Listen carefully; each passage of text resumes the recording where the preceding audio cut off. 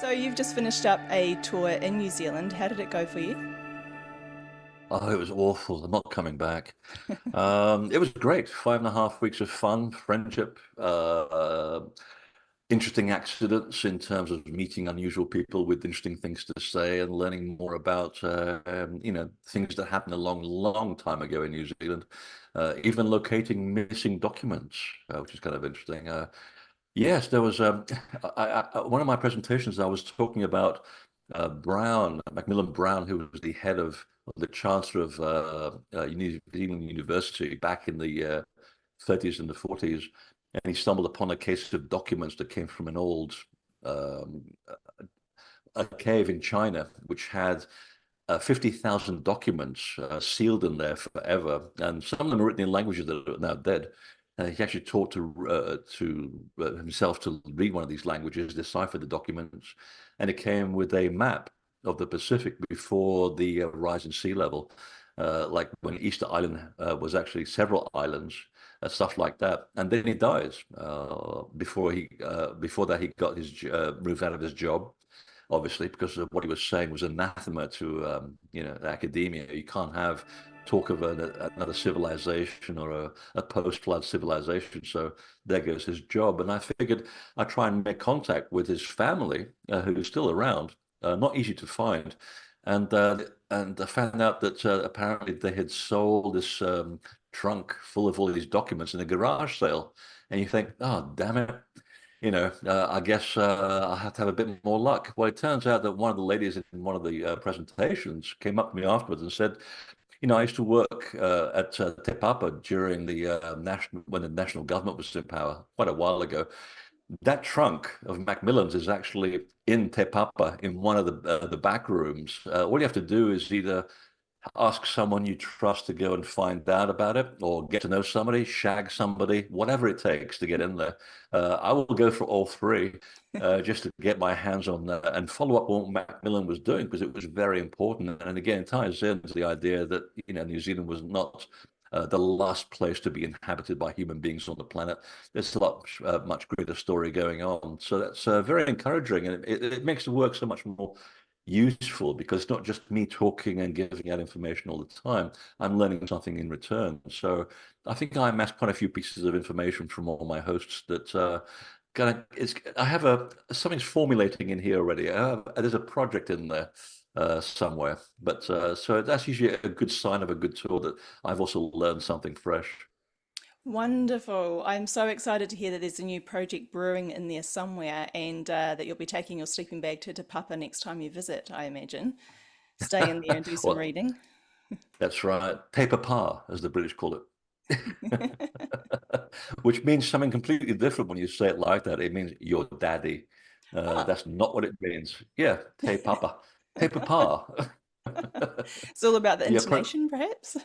it's all about pronunciation, getting it absolutely right, because it changes the meaning of so many things. Of course, Yeah, it makes for good comedy as well. it does. I've always, been prone to that when I'm overseas, sometimes pronouncing something just completely wrong and wondering why everyone's laughing or on the floor, and it's not my intention, but that's, yeah. Oh, it's half the fun of travel, getting things wrong. It is, that's right. And are you coming back in 2025? Can we look forward to seeing you here again? I'll twist my arm. There's a whole mountain of Sauvignon Blanc that needs to be drunk, so I'm going to be helping to, minimize the waste that's going to go happen. No, I'd really like to. As I said, my commitment to moving to New Zealand hasn't wavered. It's just that there's so many obstacles to moving there. But if the management and my, life path is aligned, I'm sure things will move quite rapidly. But for now, there's a few roadblocks in the way. But I would like to go back and sort of go to places where I haven't been before, like in Northland, where I just went for the first time in Whangarei. I finally got to pronounce that correctly as well. And it's I've been completely crucifying the Maori language for years, didn't realize it. And so this time I wanted to sort of head a bit further south to Dunedin, one of my favorite cities, actually.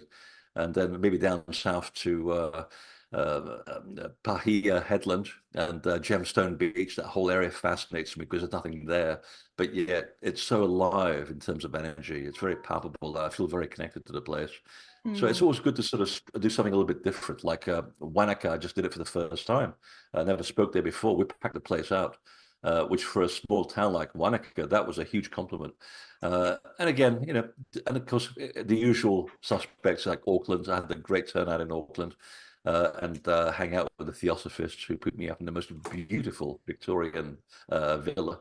So I'm Oh, not complaining. So yeah, I definitely want to come back and sort of say a few new things that people haven't heard about, and again put it out there that I'm collating information about life before Europeans and Maori in New Zealand, which fascinates me. And there is no end of evidence, but I want to collect more information from all the tribes that have been left out of the Waitangi Treaty.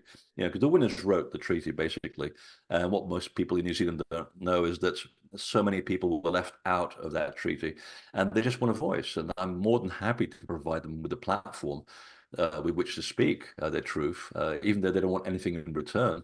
But I find that listening to all of their stories is beginning to give me a bigger impression of what was going on before Maori officially arrived. So I want to go sort of there, not just to sort of talk and share information. I also want to pick up information for what might be yet another undisclosed project. Who knows? There might be another book in the works. that's right. I'm sure there's many more books to come, and I'm glad New Zealand's been a good host to you as well. What sparked my interest is that you talked about Dunedin being one of your favourite places. I've recently been to Dunedin, and through management, like my guides, they guided me to certain places around north of Dunedin, like Karatani, through to Mauraki Boulders and over to Kura Tawhiti, Oh yeah. inland. And the energies through there seem connected, but very, very special. There seems to be very heightened energy, and the land and the energy there really can speak, like really has a lot of information to share with those that want to listen. What have you noticed around those areas? Why are you attracted to those spots? I haven't heard anything, which is why I'm fascinated. I was down in an area just outside of Dunedin. There's a headland there, a peninsula, and I felt very, very much at home. Never been there before, and I was there for the first time about 4 years ago. And just driving around, there's a fake or a miniature Scottish castle in the middle of the peninsula, which is kind of comical because you think, well, I think once you drive close up to it, I'm sure it looks like the real thing. It doesn't get Lanark any bigger. Castle? Yeah, Yeah. that's right. So it's kind of whimsical, but yeah, kind of funny at the same time. But I did find a couple of pyramids on Google Earth, and I was stunned to find that, well, I'm sure people would have known about this. They live locally. There are footpaths to the two pyramids. How come no one talks about it? So I had to go there and find out for myself. And yeah, as you're walking down the footpath towards the beach, there are two black pyramids at the angle that you think is very common to an Egyptian pyramid. And the closer you get, the sense of disappointment is quite palpable because basically there are extrusions of basalt. They're made of basalt columns. And sometimes nature does produce incredible geometric things. And the closer you get, you realize that these were very fast extrusions from the ocean floor during a volcanic eruption, but they look, to all intents and purposes, like the real thing. And there's a crystal cave inside it as well, which is more easily accessed when in the winter when the vegetation is a bit cut back. But that's not the only thing that was attractive about it. It was the fact that wherever I've gone in New Zealand, and this is before I really got into the Waitaha tradition and knew as much about them as I do now, that wherever I went, I felt this connection. I always felt good in New Zealand, no matter where I go. Even in South Hamilton, which people will think I'm completely mad, and I found good things to say about South Hamilton. So, but that's not what I'm talking about here. I'm talking about a certain feel in the land where I feel connected, where the spirit of the place talks back to you very effortlessly. And I was just gone past the two pyramids in the peninsula of Dunedin, and I thought, I'm getting that sort of tingly wingly that there's something going on here. And I looked down, there's this wonderful beach grass and a little wooden sign that says former Waitaha homestead. And I thought, well, there we go again. There are these people and me again having this wonderful conversation. And it was a sort of a place where you just walk and just download stuff. I don't know what I'm looking for. So I just say, what's this all about? And just let it go. Before you know it, you're scribbling down notes and things because I don't have a pre-arranged, pre-packaged plan. I'm just there to learn more information. So that's a good way to be. And I remember just finding myself on this empty beach that goes on forever and standing there with this wonderful placid Pacific just coming up to my feet and feeling that I'm being watched. And out of my right vision pops out this penguin out of the water, and he looks at me, flips his finger, his flippers, and goes, "Hi, what are you doing on my beach?" And they speak perfect English, by the way, Yeah. and you can hear them. And I said, "Oh, I'm sorry, am I on your beach?" And he just waddles over and looks at me, looking at the ocean, and we stood there looking at the ocean. And then a great big sea lion pops up on the other side, yawns at me, and just goes, "I'm going to get some sleep." I said, "Okay." Boom, bombs his hat down. A great day. So I'm getting information. I've got this wonderful sense of place, and I've got my two buddies helping me out in my quest. So there is stuff there. There is something very special about it. There's also the fact that it's also highly volcanic, but it's now quite extinct. So you have that memory of age in the rock. But it's also the fact that it's a bit shabby around the edges of Dunedin. It hasn't quite got that veneer that Wellington has, which is, of course, my favorite place to be. It's still up and coming, and you feel that sense of this sort of enlightenment coming in with all the artists and the big gay community also moving in, renovating the old port area. And that's usually a good sign that there's a lot of artistic stuff under the in the basement, ready to come up to the ground floor. Yeah. And I like that. I like that sort of idea of new things being created. But most of all, it's because it's, I believe, the headquarters of Whittaker's Chocolate Factory. That's what makes it absolutely, undoubtedly the center of the universe for me. I thought you were going to say it was the headquarters of some kind of vineyard or wine factory or something like that, but chocolate. Oh, Got that goes without saying. But sometimes Whittaker's, especially the hazelnut block, which I'm completely addicted to. It's good. In fact, I panicked on the way to back to America because it was Easter Sunday when I left and nothing was open, and I had to get my, half of my bag full of, at least a couple of weeks worth of chocolate, and especially if people are here who don't understand what I'm talking about. And I was panicking, and I got to Auckland Airport, and lo and behold, there's a whole wall in the international lounge of Whittaker's. And I went, how many chocolate bars have you got of hazelnut block? I said, I've only got 5 left. I said, I'll buy them all. Thank you very much. So part of my shoulders started like this going home. Yeah. And So this, yeah, this, I the, mean, yeah, this conversation is not sponsored by Whitaker's or anything like that, just to no, not at all. disclaim. Or by any vineyard. Yeah. No, I think that there are some places if you walk, and I find this much more in the South Island, that because it's so uninterrupted by warfare or human folly, unlike the North Island, which has a bit more tradition of beheadings and cannibalism, which was still going on in 1910, by the way. Mm, That it's not as bad as say old Europe, where you really feel the ghosts of the past coming around you every corner. It's not quite that intensity, but in the South Island, the land is still very pristine. I mean, we're just talking about Mount Cook, Aoraki, where you're going to be heading to, and I just came back from. And I said, yeah, I had one of the most profound experiences sitting at the bottom of the glacier by the water, drinking the glacial melt. And yeah, it was very healing for me and a great place of contact. And I had not expected that to happen at all. So yeah, I think the South has got a lot going for it. Not that I want it to suddenly be overrun with tourism of overpopulation. no. I wanted to stay around the 1 million mark. I think that's about the right number of people living there. Yeah. I like to hear that you've made buddies with the penguins and the fur seals. Did you see the albatross? Oh God, yes. And you know what? Here's a good piece of advice from a tourist. You go up to the Albatross colony and you pay, I think it's $80 now to go and sit there behind the bush, stay still and get a pair of binoculars. And the damn things never fly by. And I thought, I'm getting that little vibe. I'm going to go down here. There's a little walkway and a little sort of area far away from the seagulls. And by the way, your car would be absolutely covered with seagull dung. It's a horrible, horrible car park. Frankly, they just shoot all the seagulls. They're like rats with wings. They really are quite obnoxious animals. But if you go around that and take a hat with you, because they will shit on you, go down the footpath to the right, and there's a little platform down there. I saw six of them within 10 minutes. Pretty close up too, to the point where they're actually looking at you, with the eye, and you think, "Oh, this is wonderful." Yeah. And a couple of them down by the beach as well. So yeah, I think they realize that they don't want to be on Instagram either. If you make the effort to be alone, and they'll come and find you. I'm so glad you got to see them. Aren't they glorious the way they glide in the wind and take their time to land? And it's quite special there, isn't it? Very, very windy when I was there. My cheeks were flapping in the wind, trying to. It was so Yeah, they get that wild. lovely dopey look, they like look like they're permanently happy. And Yeah. there's a lovely film of in black and white of a couple who spent their time in the 40s looking after them and measuring their wings and making sure that they were well fed and everything. And one of them sort of rubbing their little tummy. They're obviously enjoying it. And it's like these things are huge. I mean, you're not really prepared for the scale.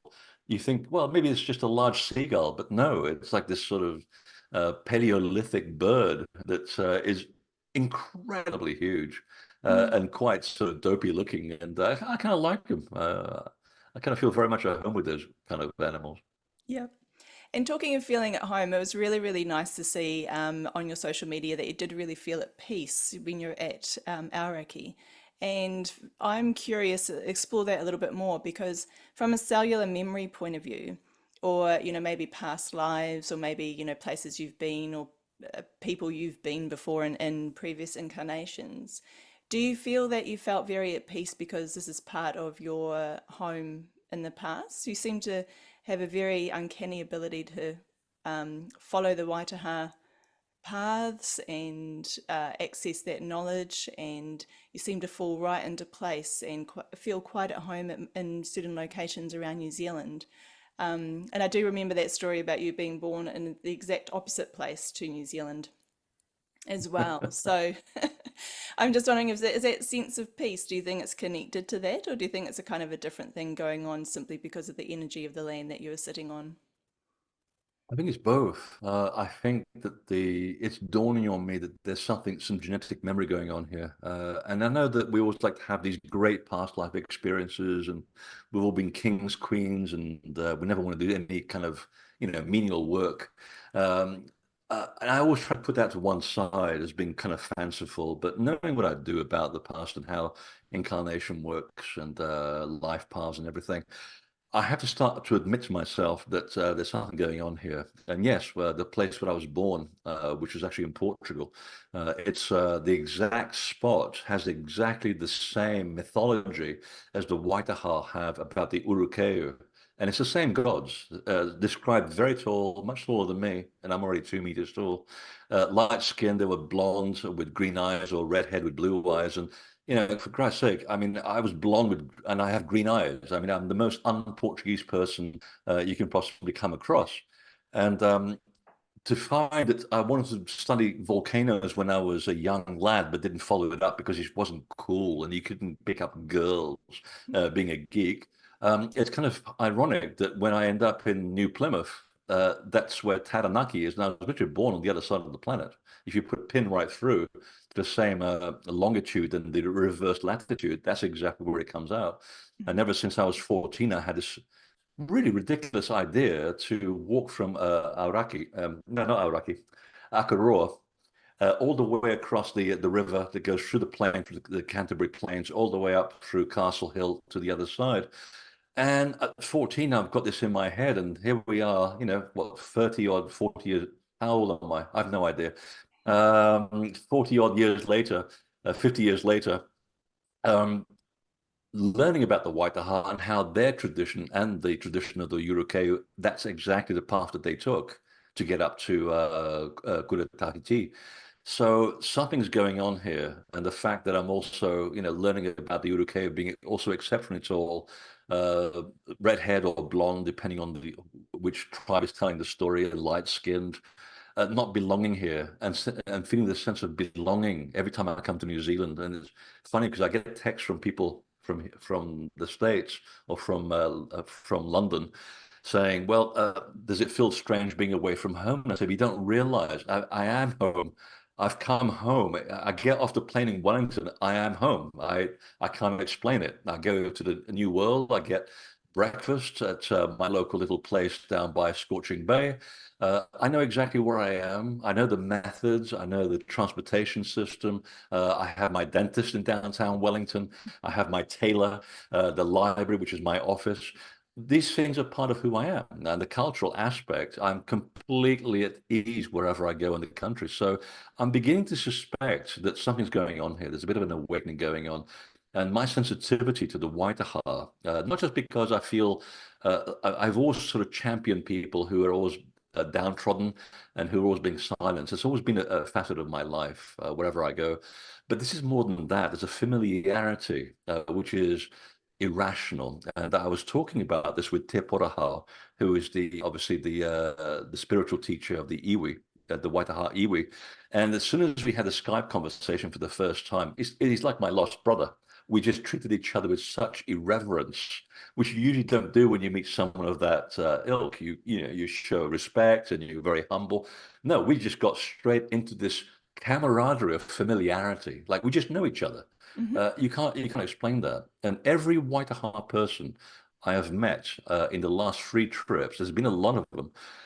I have felt like I enjoy being with these people. I'm so comfortable with them, and they're comfortable with me. There's a real familiarity and a closeness. So I'm beginning to suspect that there's a connection here. That part of this is an awakening for me, and I'm just going to go and see where it goes. I have no delusions of grandeur that I am some kind of strange, displaced God, or I'm come here to feel some messianic prophecy. That's not who I am. I'm just following the trail of my work, but at the same time discovering more about my soul print. So for me, it's a path of discovery in itself, and it might come with some surprises, some maybe not so pleasant. Who knows? But I think if you just let it go and just be honest about it, it will lead you to the ultimate point, which is truth. Mm. So we shall see on the next journey Mm. to Aotearoa.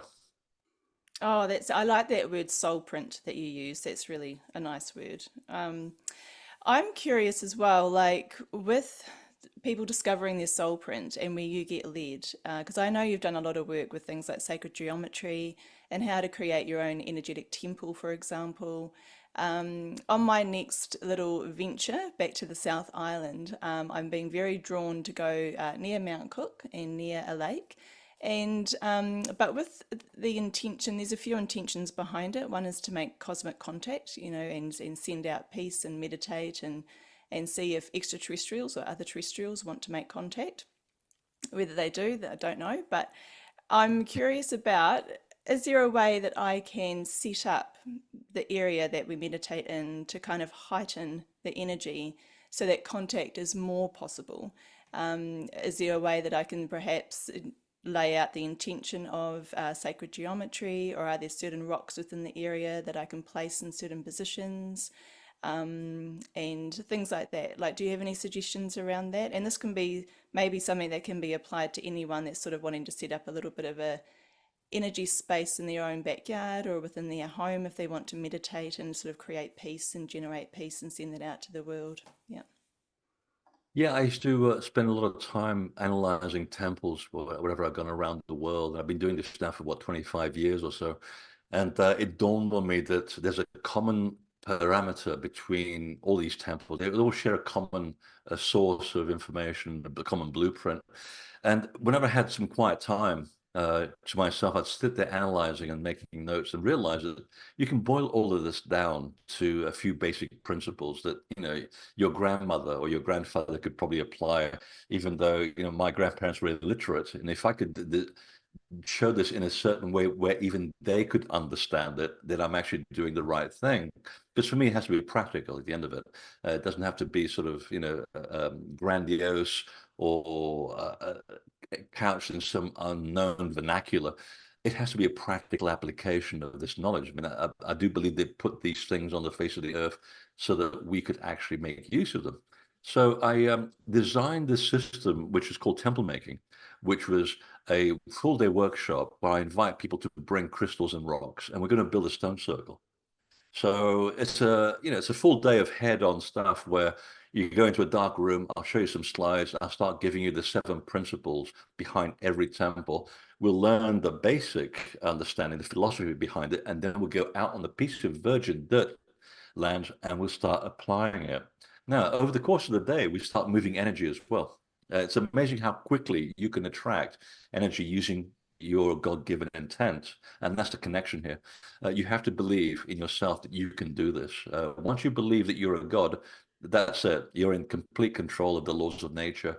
And these things happen very quickly. So by the time we spend 8 hours showing pictures and me talking and us moving stones and rocks around and putting certain geometries in place, alignments, moving water veins under the ground, and so forth.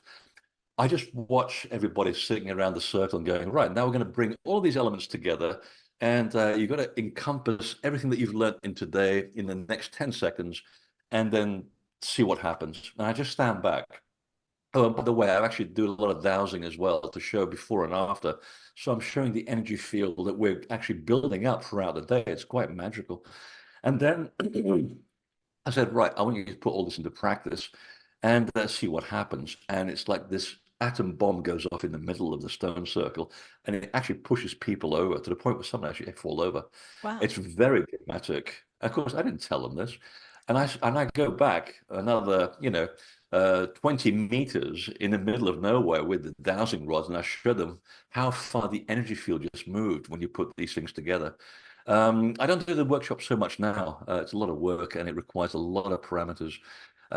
So I now have a video that tells you all about this. So you can actually take a pyramid or a Stonehenge, the same principles, and you can put them into a tiny room or a garden. Or one of my clients actually built one in Hawaii that you'll able to see from space once he's finished building 3 stone circles for very good reasons.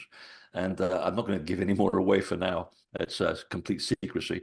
And one of my other clients also built a tiny temple inside his broom cupboard because I said, and I quote, I just need to get away from my wife for a couple of hours.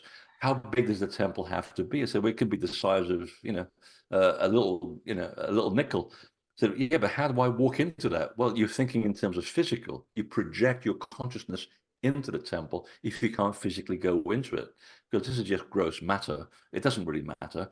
What's important is what's inside. It's the spirit of things that's important. So if you project your consciousness into the temple itself, you can build a temple in the palm of your hand. That's it. You're done.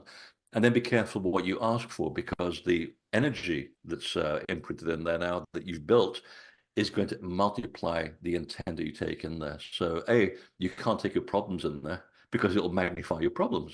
It's just energy. It doesn't give a damn one way or the other. It's just going to magnify whatever it is you take in there. So you want to be in a nice, balanced place. But you can go in and say, well, I'm looking for an answer to this, or seeking balance, or healing, or this or that. And then you start working with the techniques that I put together, and then you start creating that space for yourself and begin to empower it yourself. So then you go back into the world much more upright than when you first arrived. But here's the kicker. If you understand all these laws and you believe them, with that the laws of temple building are already hardwired inside you anyway, which they are, then you don't need a temple. You can actually create through conscious intent and visualization. And you got to really believe it. You got to practice it. And the more you do it, the better you get. I mean, remember the first time you went driving behind the wheel of a car? I mean, you must be petrified. We all were. But you know what? Now it's like, you drive 5 hours from Wellington to Auckland. And you wonder, how the hell did I get here? I don't remember driving 5 hours. I was like meditating, or hopefully not sleeping at the wheel. But you have those moments where you're just in this wonderful tunnel vision, and you're amazed that you even arrived safely at your destination. That's essentially how it happens. It becomes second nature to the point where you think of the thought in a very pure state, you send it out, and you accept that the result is already taking place, and you get on with your life. Mm. And I've done that a lot in my life, which is where I ended up where I am. I can talk about it from personal experience, not having known that this is possible. So I'm the ultimate blueprint for a complete idiot in the New Age philosophy, because I didn't know it was possible. I learned it through literally walking the land and observing, experiencing it, distilling it, and then teaching people. Mm. So, and I'm sitting in the temple right now. You can't see it, in my apartment, but I guarantee that everyone that comes here will sit in the exact center of the energy point. They can sit anywhere they want, but they'll go right to the energy center without realizing what they're sitting in, and they'll go, "This feels really good in this apartment. Good energy." I said, "Mm-hmm." Hmm. Just don't check around too much in my bookshelves or other places where there are things that are sitting there, in very strategic geometric positions around the room. That's what the secret is. That's interesting. And with the geometric positions of certain things, I know the directions, as in the compass directions, can play quite an important part in terms of Yeah. influencing the energy within a space. One thing being a New Zealander is I find a lot of these things, if we were just to look online, like how do you say a four direction prayer, or how do you set up a temple space with the four directions or more, it's always very Northern Hemisphere specific. So in the Yes. southern hemisphere, I'm always wanting to switch the north and south, but And quite you should. often people that visit won't switch it and it feels all weird. But what's your Yeah. thoughts on this? Is it meant to be switched? I feel it is, but Yes, it is because it's supposed to be aligned to the magnetic pole mm, closest to where you live. And I actually made that mistake when on my first workshop that I did in Wellington 17 years ago. Wow, it's been that long. Yeah, I actually did my first foray into New Zealand. I actually taught the temple making workshop in an old Masonic lodge in Wellington. It was great fun. mhm. And someone actually said that, made that point. I said, do you mean north as in North Pole or south? Because you're in the Southern Hemisphere. And I went, that's a very good point. We should be pointing, okay, everything I just said for the last 2 hours, north is south now, but east is still east and west is still west, obviously. And then, yes, it makes a huge difference because it's about the connection to the magnetic grid. And even though the energy goes into the earth through the North Pole and comes out of the south, that doesn't matter. The fact is that you're connecting to that energetic point because the energy in the southern hemisphere, it is very different from the north. And if you, like me, happen to be visiting for a 5 week period, you will be very disoriented when you first arrive because everything, even the stars, are upside down, and your sense of magnetism, your connection to what your body feels and knows, is completely upside down. You have to almost just not worry about it and get on with it until you realize that you're actually driving the wrong direction. Yeah. And I have to ask, just so it doesn't bother me in my head after this, if I happen to be standing on the equator, just as a hypothetical, where would north and south be? Would it be my center point, or would you still actually make a point of making it, deciding on a north and a south point? You wouldn't build on the equator, period. Oh, tell me I why. can't think of any single temple that's built on the equator for that reason. Yeah, because Interesting. you're in the perfect point of balance at that point.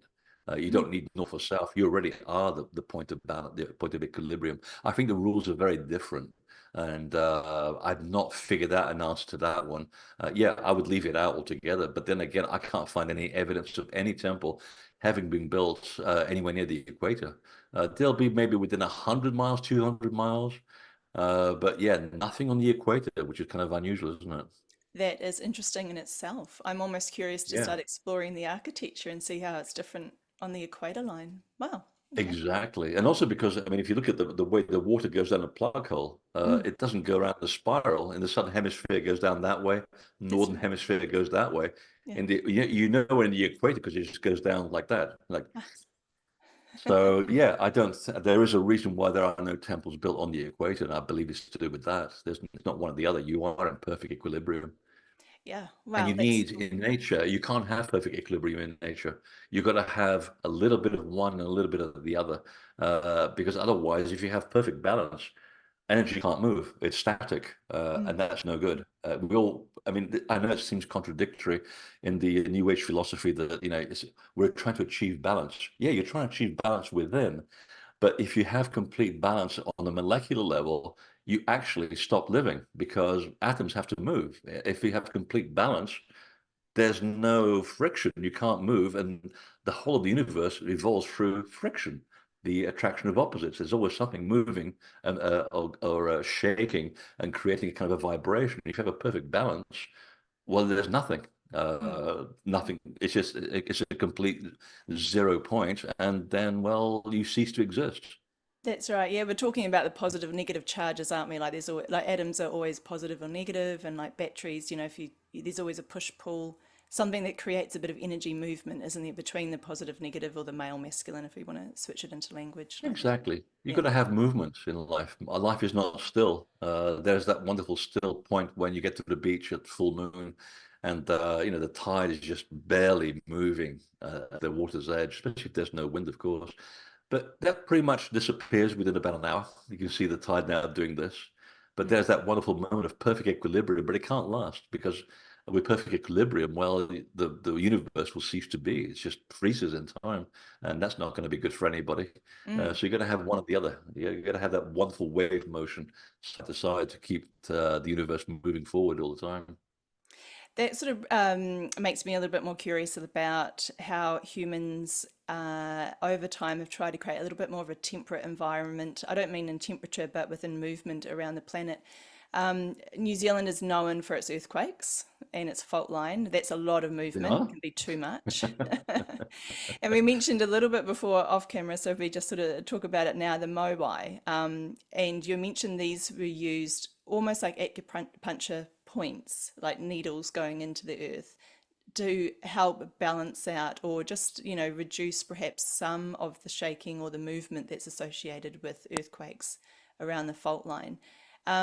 So, can you talk a little bit about how, whether we say it's humans or gods or whomever put these there, what their intention was, perhaps, putting these things, placing them around the lands, and how that changed the energy? Yeah, the story goes back to the time when the Waitaha were living on Easter Island, and they were describing it as an archipelago before the Great Flood. So that is definitely before 9,700 BC, without a doubt. And every year they used to welcome the Waka of the gods, the Urukeu, and they used to come all the way from South America down to the birthplace of the gods in the South Island and then back again. And they said that in the middle of the story, they talk about the Moai already being present in the on the islands, and they said, and I quote, they were put there to keep the Lord of Earthquakes in his lair. And how you interpret that is that basically they were used as needles of stone, and the properties of the stone itself, which are basalt, it's one of the most magnetic and rocks on the planet. Great amount of quartz, great amount of iron. They're like huge needles, really. And by the way, the quarry for those original Moai is actually 80 feet below sea level. So that tells you how old the Moai actually are. It helps you give you a date. So they behave very much like the standing stones throughout Europe and the rest of the world. They're these acupuncture needles that sit in usually in very earthquake-prone areas. And if you draw the comparison to, say, France, the greatest concentration of standing stones in France happens to coincide with the most uh, I got French coming to my head now.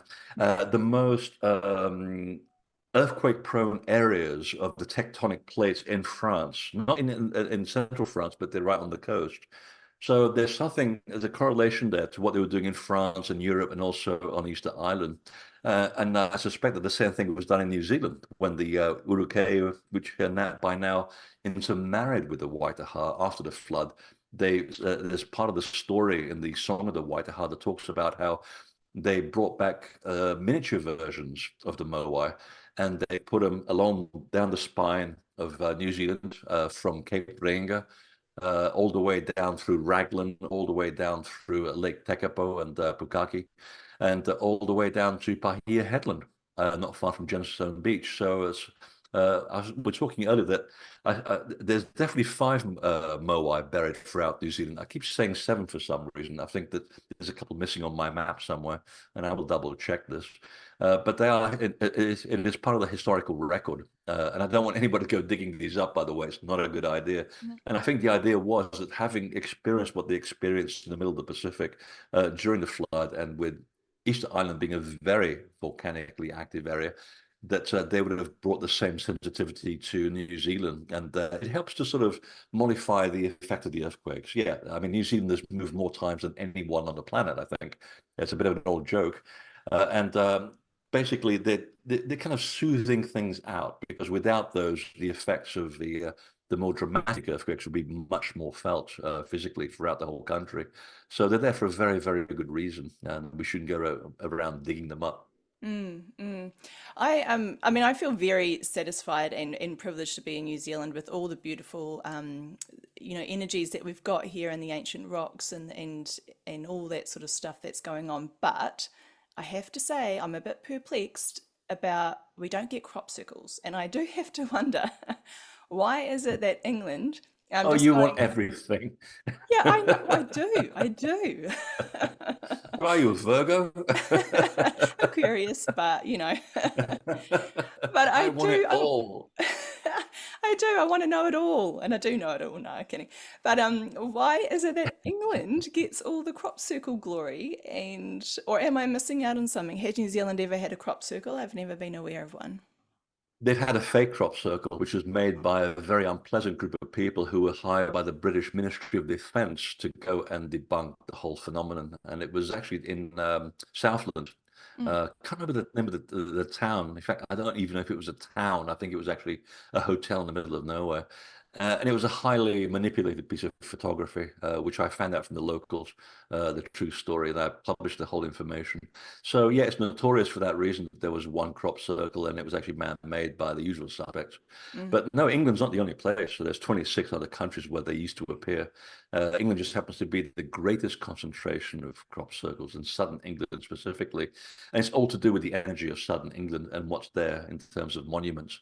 And also the fact that the information, once we began to decipher what was going on, not all of it, because a lot of the symbols are actually subconscious. We can't understand what this language actually is. It seems to work in terms of an internal dialogue, which then is interpreted through our compositional structure as to what it actually means, and we put it into practice, and it works. It's strange magic. But a lot of the designs were based on ancient petroglyphs, which we could understand because we asked a lot of indigenous cultures to help us break down the code, and they were the first ones to crack the code. So Aboriginal people will say, "Oh yeah, we know this symbol. It's carved on our rocks. It's a Oh, communication between sky and ground." I thought, well, that makes a lot of sense.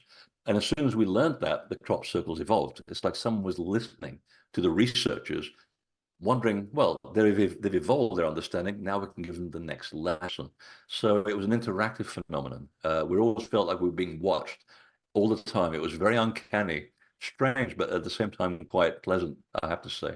And I do miss it. But no, the idea was that you have a world language. So most of the researchers were actually from England, and England does have a high degree of people who are antiquarians and they love studying this stuff. So it's as though they chose the right country because A, it's quite small. There's a lot of people there. There's 80 million people. The information will be disseminated worldwide. We're using a world language that is spoken in virtually every country on the planet, even if people don't quite have a grasp of English as a first language. It's still sort of a point of communication. So anything that's published is disseminated in a worldwide basis. But it's also the fact that it was to do with the water content under the actual land upon which they appeared. Southern England sits on the world's deepest chalk aquifer, and once you send electromagnetism through the chalk and water through the chalk, then the imprint of information takes place in the water itself. This has been proven in laboratories again and again and again. Anybody who's familiar with the work of Immortal Sun in Japan knows about the power of putting, imprinting water with information. And so the information was actually stored in the water of the aquifer of southern Britain. And once it goes into the rivers and the streams, the whole world is being affected by crop circle energy. If you follow the homeopathic method mm, of putting one tincture and then diluting it a million times, well, the whole energy has been diluted around the world. And we have the change that have come into the world since the crop circles appeared. But that's a very long story. So it's all part of big communication that was taking place. But no, it has appeared in 26 countries. And I believe there was one also in Australia. There was my first trip there back in 2010.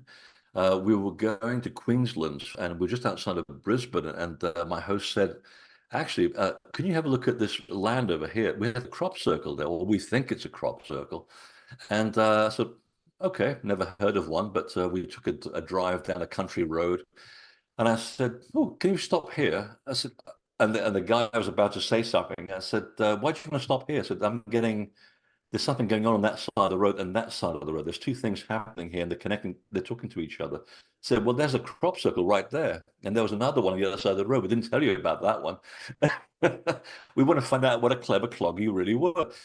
So it's happened in Australia as well. And the Aboriginal people have the same stories about the sky gods coming down and always imprinting their information.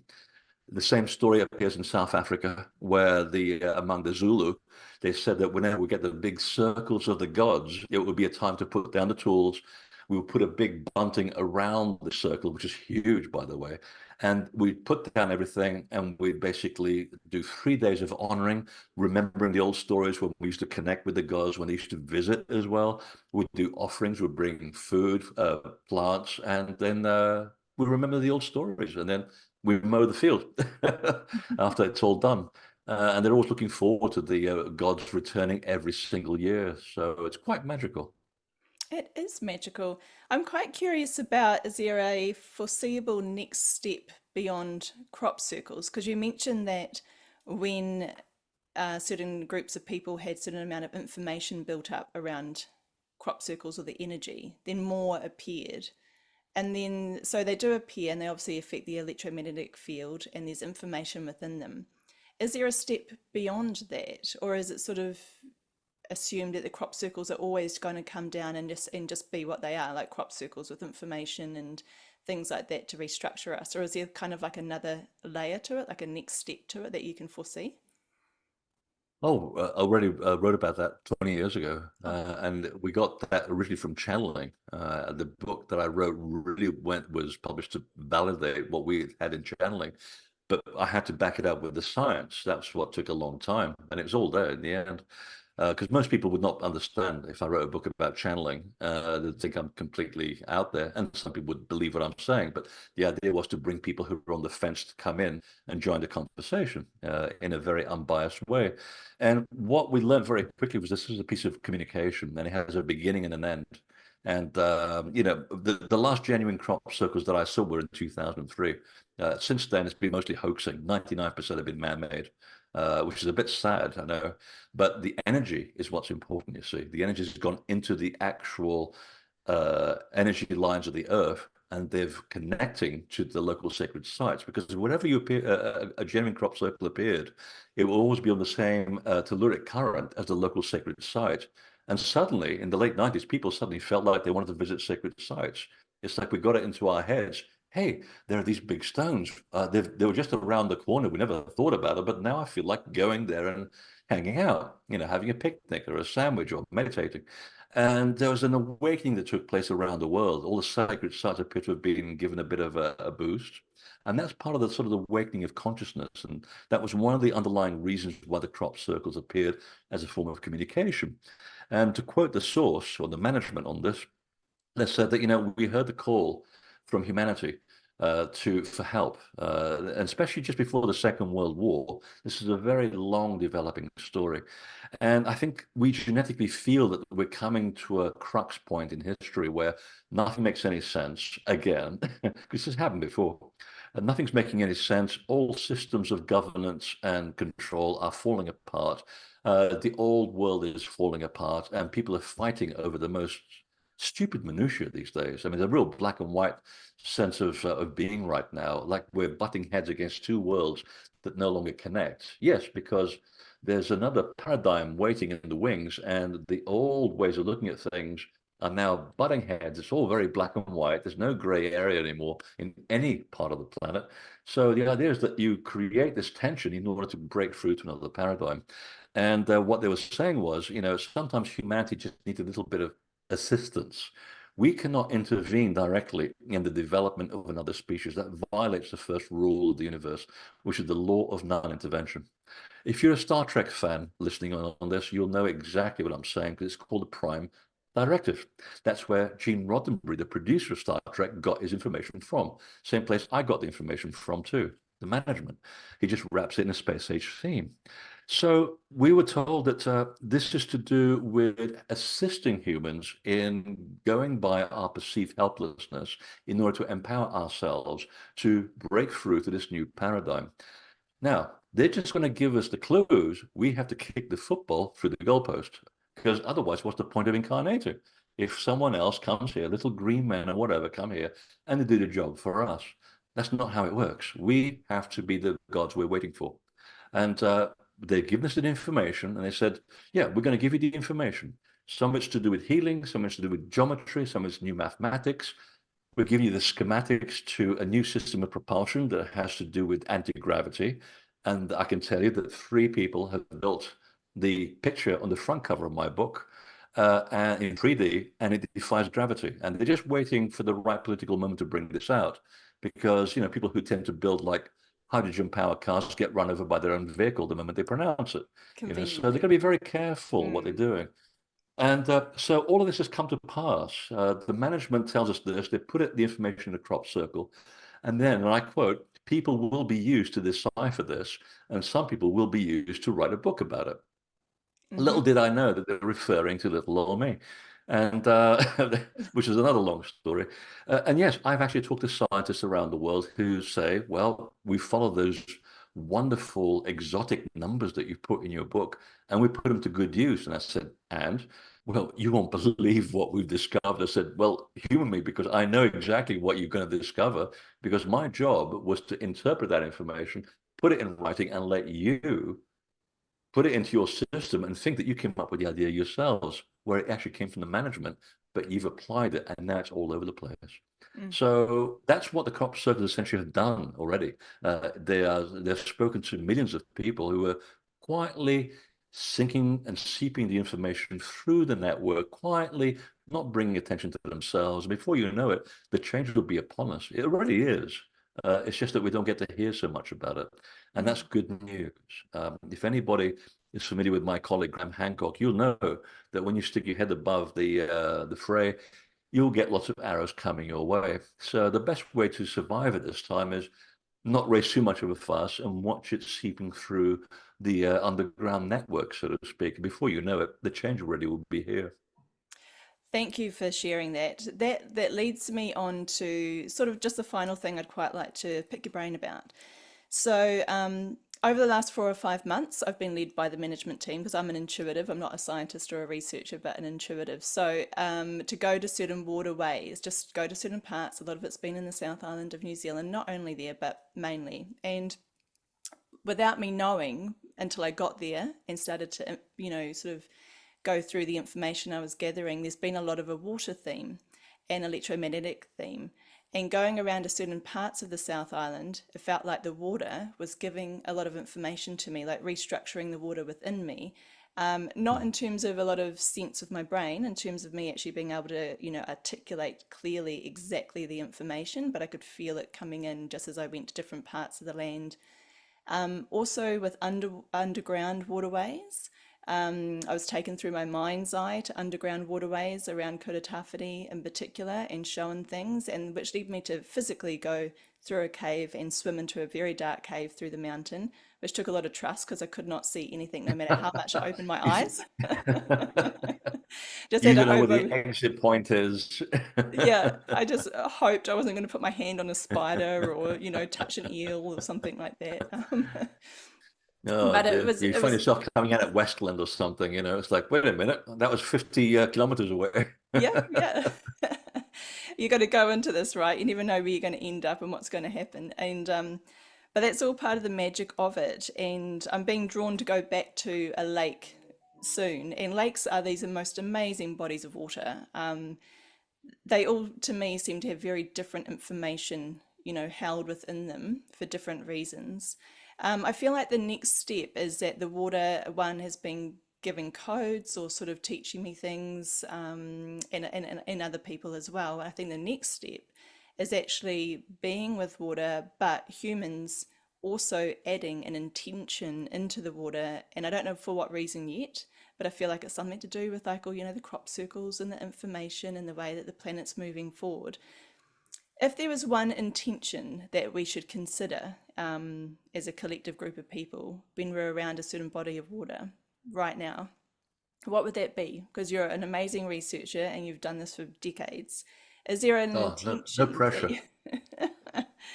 I mean, we could say, world peace or love or certain frequency or, maybe, whatever. But is there a sort of a type of intention or thought? And as you mentioned, Emoto does mention that certain intentions do structure water differently. So I'm Mm. wondering if you've got any suggestions.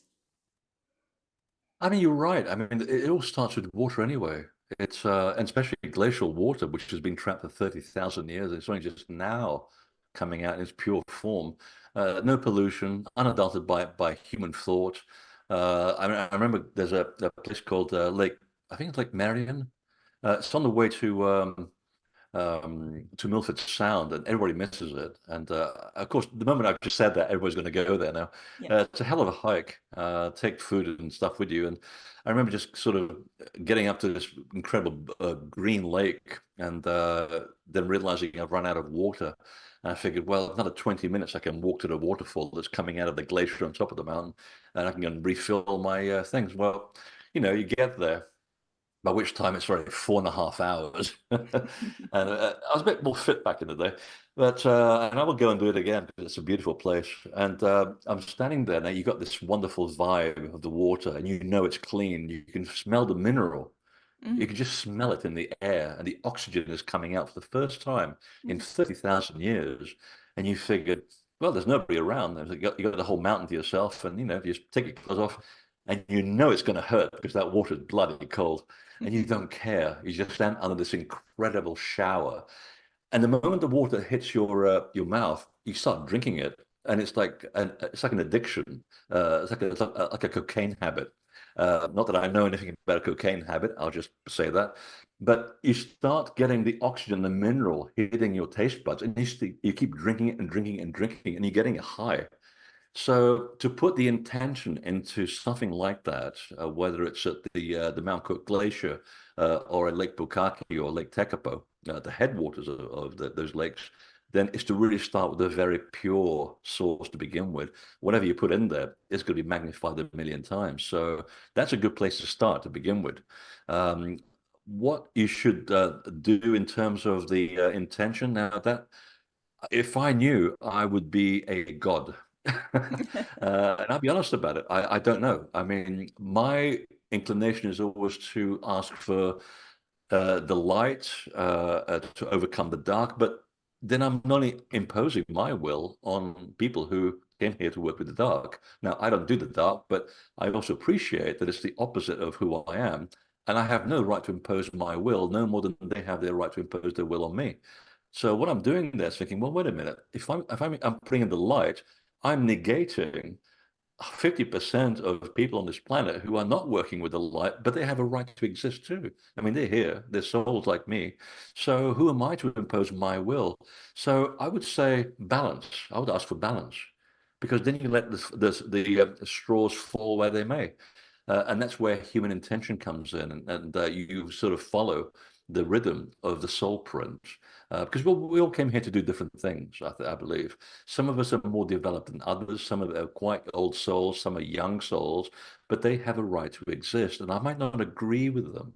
I might not agree with, far-right politics or working with Satanism and all that. That's not what I do. But also, given the bigger scheme of things, these people are also souls like I am, and they've come here to do these things for some reason which I'm not aware of. So I'm not going to impose my will on them. So I would say the first thing to do is think of balance. Establish a balance and see where things fall. If they're meant to go towards a light, okay, it'll eventually go that way because of the base human nature, which actually wants things to be harmonious and pleasant. And the fact that, if you have a flat tire in the middle of the highway, in New Zealand, 50 people come out and will help you change the tire. One person might try to rob you, but 50 against one, those are pretty good odds for human beings being generally decent people when it comes down to it. mm. So I remember a time when I'm going for my memory bank, trying to find out when I've put this into practice, like you're about to. I remember a time it was the third or fourth election cycle in America. Now, this is when we've had two Republican houses with the young Bush, the one that, Nothing that came out of his mouth made any sense whatsoever. And there are great books written about this. And I thought, okay, I think we need a bit of a change here because things are going completely the wrong way. The language of racism is taking over the country. There's more black and white. There's more hatred for no reason. It's all politically motivated. Maybe we need to do something about the system. So I had this idea dropped into my head that I should go down to Harvard. There's a place called the Skull and Bone Society, which is a particularly unpleasant building that says sod off. It doesn't say welcome, it says sod off in no uncertain language. And it's where most of these complete ultra right-wing nutters come from. They're a perverted version of Freemasonry, which has no relationship to real Freemasonry, which is a very highly spiritual thing, which goes back to the time of the Templars, who follow their tradition from the Essenes and so forth. So I thought, okay, so the idea was that I'm going to get these crystals blessed by different groups around the world, and I'm going to go down, put them in my trousers, and walk around the little garden in front of the Skull and Bone Society. And with all the cameras watching me, I'd be behaving like a stupid tourist and drop these crystals down my trousers and ground them into the ground with the heel of my shoe. And I thought, great, I'm going to go for lunch now. And I had a friend with me. And it's funny because when we got there, you saw the energy lines running into the building. So they put that building exactly where they wanted it to be. They knew what they were doing. Uh, but I've never seen energy so dark and so nefarious in my entire life. It was horrible.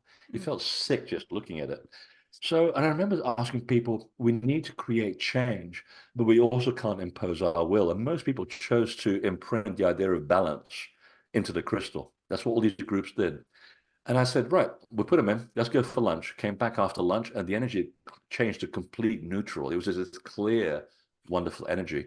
Now, I didn't want to impose my will on the building or the outcome, so we chose to create clearance and balance, and it kind of reset the temperament, and we let the will of the people take its form. So I would say that that's probably a pretty safe place to go. And if all else fails, just say, for the highest good of the land, the highest good of the spirit of place, and the highest good of all, and you let it go. Mm. Because we don't know what the outcome is. Sometimes bad things have to happen to wake up another segment of society. Humans are like that, unfortunately. We take it right up to the very edge of the cliff until we realize we're about to fall over the cliff. And we go, oh, that's not a good idea. Perhaps we should be doing it differently. And we always seem to get ourselves out of this predicament just in time. But so, yeah, if you just do it for the highest good of all, you've cleared yourself of any responsibility or any outcome. You've not shaped the outcome, but you let things take their rightful course in the bigger scheme of things, of which none of us are aware of, unless we're half dead and we can connect to the spirit world with greater ability. And Mm. even then, they won't tell you what the big picture is, because then you might subvert the will of the big picture because your ego will want something else. So the trick is to get your ego out of the equation and let the bigger picture come into the room. So yeah, doing things for the highest good of all, you can't go wrong with that.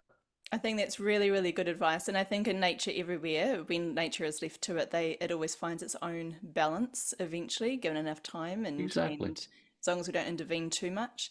And it also reminds me of the modality of kinesiology as well. You have to be in a very neutral space to get the truth response. Uh, Ah, for anyone that's done sort of the muscle testing, you can impose your own will. Like for example, I'm gluten intolerant, but as many times I will see a gluten muffin and want to eat it, so I'll muscle test myself. But it's hard for me to be neutral because I want the muffin. But my body actually, it doesn't do well with gluten, you see. So it takes quite a lot ah. of effort to go into a neutral, completely neutral space before I do the muscle testing. Like, is this muffin going to be, okay or neutral for my body? Yes or no? And before I eat it. But once again, my mind is like, I want the muffin, so I'm trying to override that neutral response. So yeah, it's a bit tricky. You see, Taurians think this a completely different way. I mean, I'll eat anything as long as it's not cheese, mushrooms, or offal. And I'll just transmute the whole thing through this chemical process called I'm going to eat that because it smells really good. So yeah, the muffin will be gone in no time. There's no sort of argument in my mind. It just kind of goes to show that we're all very different, isn't it? We're all kind of contort to different realities based on the chemical makeup of who we are. and Yeah. we'll transmute things if we believe enough in them. But and I think it's not because one is better than the other. I think all things are what they are. They're all tools. It just depends where you are on the system of understanding and who you are as a being. It applies to different people. I mean, some people argue with me that Gemini's are the complete lunatics of the zodiac, and I tend to agree because of my experiences. But that's not right or wrong. It's just the fact that of who I am relative to them, the two makeups just don't seem to connect very well. In fact, disastrously. But we are attracted to each other because we're so opposite to each other. Mm. So it's all about tools and chemistry. It's not about right or wrong. It's about how you use these things in terms of balance. Hmm. So, wow, I just learned something about kinesiology. That's pretty cool. Hey, thanks so much, Freddie. For anyone listening too, I will put the links down for your temple building because there's a video that people can watch and also your crop Temple circle making. information. Yeah. Yeah, no, I've had some great feedback from people over the years, and yeah, I actually never cease to be amazed by what people do with this information and what they've actually manifested with it. A lot of healing temples have been built around the world, and then my intention was to build or help build about 1 million new sacred sites around the world to feed the grid. And people who do this are either already living in a place where the telluric currents are running through their property, or they attract them, and then things take their own course. But yeah, I've never ceased to be amazed at the what's going on around the planet with this information, which is exactly what I wanted anyway. I also do consulting for people who aren't confident enough with even with the information as explained as it is. And I help people build some extraordinary things on mountaintops and other places. So it's very encouraging to see all this slowly. We're building temples for the first time in 2,500 years. I mean, that's pretty cool. Oh, I think that's amazing. And I encourage anyone who's considering, who has some land and considering, altering the energy somehow, through like energy temple building, like to contact Freddie. I mean, that sounds amazing. I had no idea you had the mission of building 1 million energy temples around the world. I mean, I've heard of people wanting to plant 1 million trees, but energy temples, that's awesome. It was just one of those numbers that came into my head. It could be more. In fact, we did one in the Upper Hutt as well on my first or second tour of New Zealand, and yeah, we had a nice group of people.